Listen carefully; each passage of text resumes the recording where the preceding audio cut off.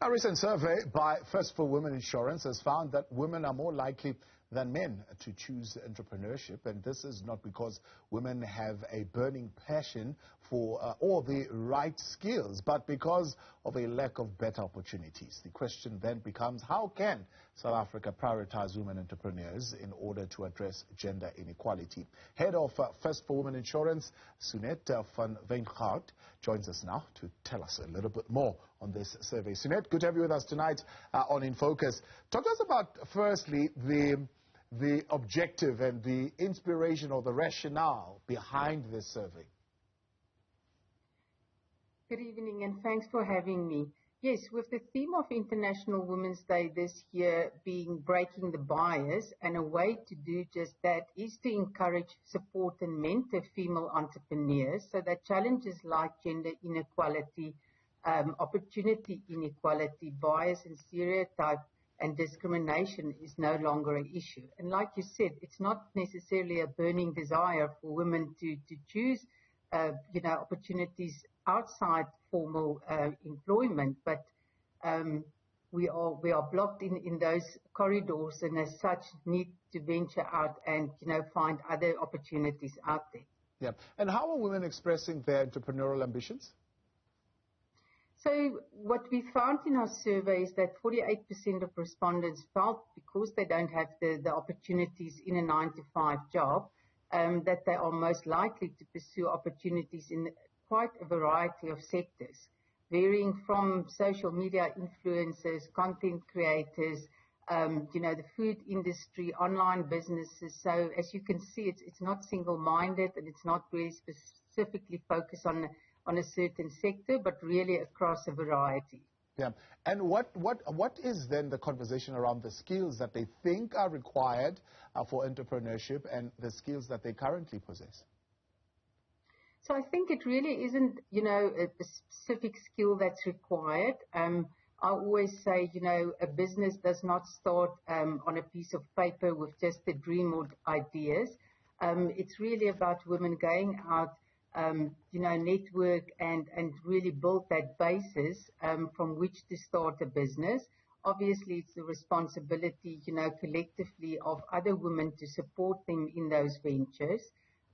We always say, don't be that woman that build, that rise to the top but does not lead the way for others to follow. Yeah. And is South Africa encouraging women to go into entrepreneurship, to go into business, and are there support systems in place for women who want to go this route? I think if you look at the research done by Development Economics, it's clear that it's not really, where our counterparts in the US is. It's only 19.4% of businesses in this country that's owned by women, and yet the money made out of those businesses are projected to be 175 billion and creating 972,000 jobs. So the opportunity is definitely still there. Whether the right supporting structures are in place, I'll be honest with you, no, it's not, because it's not necessarily at the top of the agenda to support women to grow their own businesses. Yeah. So if we were to break the bias then, Seugnette, what is the advice that you would give to everyone, I suppose, listening to this conversation, not just women? So I think it's really all about passionately speaking out. It's the perfect mantra for those wishing to call out inequality in a 9-to-5, not only by women, but like you said, both men and women should call it out. And, to play our part in creating a more diverse and inclusive future. And at the end of the day, the sort of advice really from our side is just start that business, do your network, go out there, find the opportunities, because, like I said, the formal support structures is not necessarily there, so it really is about standing up, speaking out, and taking hands to build this. Yeah. And how is a business like First for Women clearing the path for women who actually want to get into this space? So our purpose has always been to inspire confidence in women.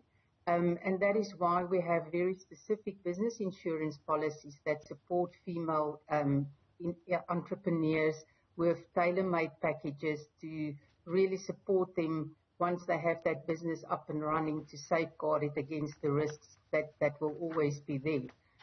So yeah, that's how we do our part in supporting women. Seugnette, appreciate your time, and thank you very much for coming on and highlighting this issue for us tonight. That's the head of First for Women Insurance, Seugnette van Wyngaard, there, as the world celebrates International Women's Day.